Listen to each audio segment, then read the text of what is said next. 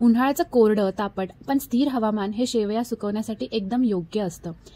हे केवळ हवामानाशी जोडलेलं नाही तर एका विशिष्ट ऋतूची तयारी सुद्धा आहे। उन्हाळ्यात करून ठेवलेल्या या शेवया वर्षभर वापरता येतात। शेवयांची खीर, आमरस आणि शेवया किंवा हलका नाश्ता। आज मी आणि माझ्या आईने हाताने शेवया बनवण्याचा प्रयत्न केला, पण खरं सांगायचं तर मला अजिबातच जमलं नाही। आई मात्र यात पारंगत आहे, ती एकदम प्रोच आहे। आईने हे कौशल्य तिच्या आईकडून म्हणजे माझ्या आजीकडून लहानपणी शिकलेलं आहे। तेव्हाच्या काळात यंत्र नव्हती आणि सगळं हातानेच केलं जायचं। हे बघून एक विचार सतत मनात येतो, आपल्या पिढीकडून ही कला पुढे जाईल का? हल्लीचं जीवन खूप वेगळं झालंय ना, वेळ नाही, संयम नाही।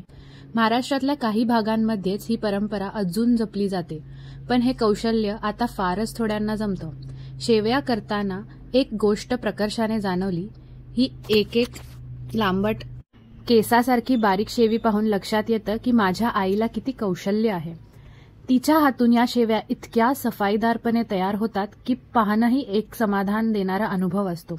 प्रत्येक हालचाल, प्रत्येक पिळकाम इतकं नेटकं की ती एक कला वाटावी। मी सुद्धा प्रयत्न केला, पण मला जमलं नाही। आजकाल बाजारात मिळणाऱ्या प्रिझर्वेटिव्ह्ज आणि नूडल्स आणि हे घरी बनवलेलं गव्हाचं पोषण मूल्य असलेल्या शेवया फरक आकाशा एवढा आहे। आजची रामेन नूडल्सची पिढी या हातच्या मेहनतीच्या आणि त्या चवीचा गोडवा समजून घेईल का? कदाचित नाही, आणि म्हणूनच हे सगळं आज मी कॅमेऱ्यात टिपून ठेवलंय। हे सर्व पुढच्या पिढ्यांसाठी जपून ठेवणं हेच खरं वारसा हक्क आहे। धन्यवाद। जर हे आवडलं असेल तर नक्की शेअर करा आणि आपल्या आठवणीही कमेंटमध्ये लिहा।